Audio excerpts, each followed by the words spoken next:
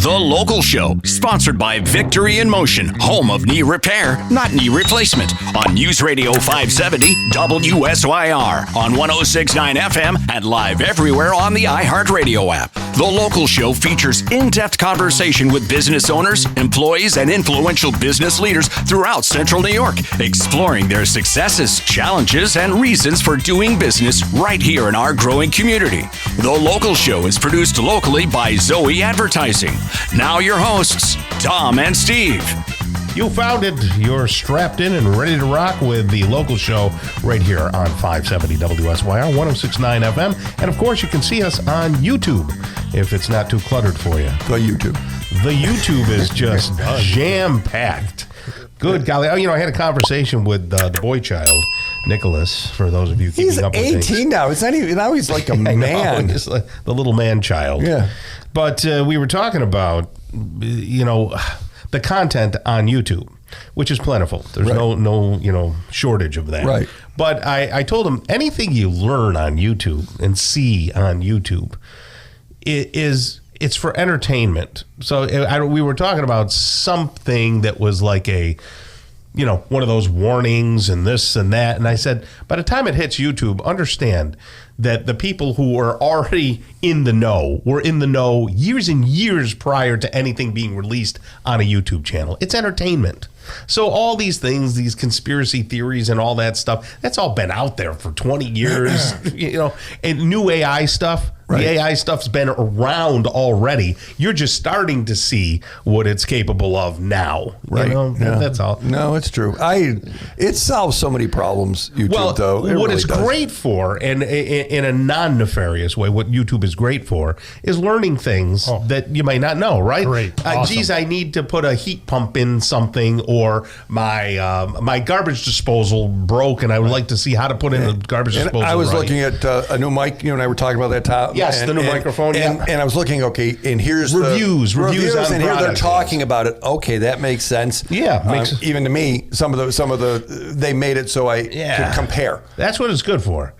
Stuff like that. But you're not going to, I was just trying to tell him, you're not going to uncover the secrets of life in the universe on a YouTube channel. I'm just sorry, it ain't happening. Yeah, I've used that a couple of times for learning things. It's very valuable. YouTube's not going to do your accounting. No. So, need some egghead to do that. Something we started talking about in the last segment was this concept of key man insurance and life insurance in general in a corporation. How important is it in the fold? Again, you got to look at the situation, but life insurance is irrelevant for those that die. It's only relevant for those that are still around. Right. How do you make things go for buying life insurance for someone in a family is really a gift of love to the people around you. Mm-hmm. And for key man insurance, it can help the survival of the company.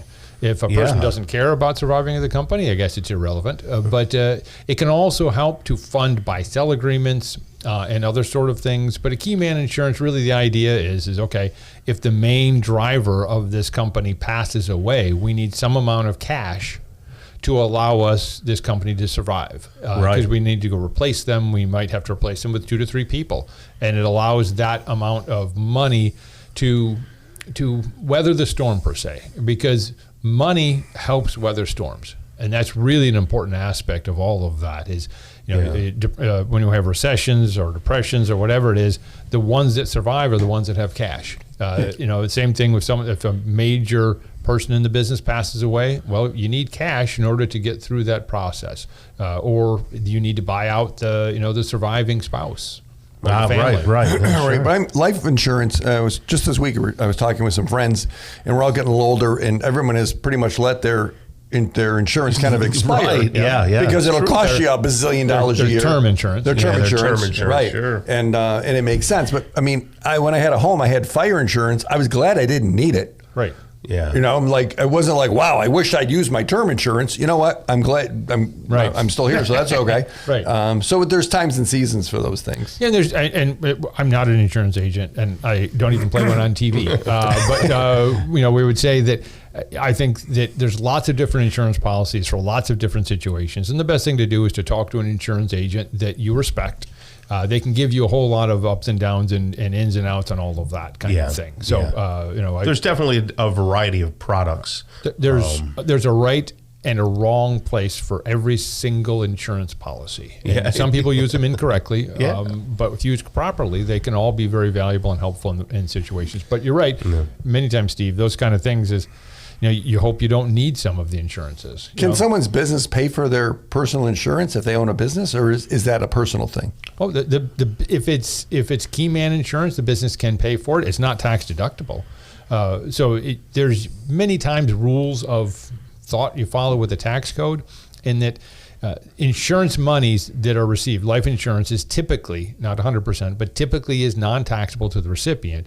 And thus the premiums paid are not tax deductible. So if a business pays for it, they can pay for it. Now there are sometimes you can deduct it, but most of the time you don't deduct things like key man insurance. So it ends up becoming taxable income someplace. What about the money that might be made in a whole life type policy that might earn interest? Different animal, because a whole life policy is inside itself, so it doesn't pay tax. You don't pay tax on that until you take it out. So it's a little different. It's a little different animal, and accounting for it is a little bit more complex. Gotcha. New government, new rules maybe. Good gracious! You see some of the new laws New York State keeps passing. I just think they need to ban all pens and computers in Albany. Some child care credit thing that. I don't know. Your girl New York State passes more laws than they know what to do with. They just passed laws that now you have to give prenatal care to employees. You need to have. Wait, I have to give prenatal care to Tom? Yeah. But I don't know all the details of it. I've seen it. I got to go back but there's a whole lot of things in New York State. The minimum wage has now gone up to, I think, $15.50 an hour. What was your first wage you worked at, George? $2.35. Tom, same here. I was $2.90. We're the same age. We're the same age. Yeah. I was $2.90. Okay. Oh, so you're a little younger. Yeah. Or you didn't start working as early. No, I started when I was 16. 1979. He barely works now. What are you talking about? Okay. 79.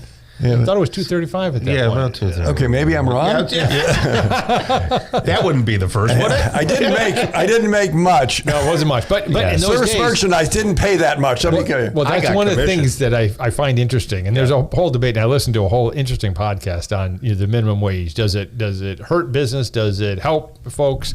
And the whole thing came down to it really doesn't do either. It doesn't really hurt businesses because they adapt, and it doesn't really help the people that are poor to help them make more money. It doesn't really help them either. Yeah. It just, if you're going to raise it. Buy some votes. But don't. It may buy votes, but it really doesn't, because a lot of the people, as you said, a lot of the people making minimum wage are kids. Not all. I'm not saying 100%, but I know when I was making $2.35 an hour, I had more money I knew what to do with. Sure. Because you're living everything at home. was paid for. Yeah, right. I'd pay for gas in my car, movies. That was about it, man. Life was good. Well, the idea is that it's a minimum wage. Right. In other words, hey, companies, corporations, whatever, you can't pay people less than this. Correct. But it's not meant to be for a entrepreneurial person or somebody who's in a capitalistic society. They don't make anything until they make money. Right.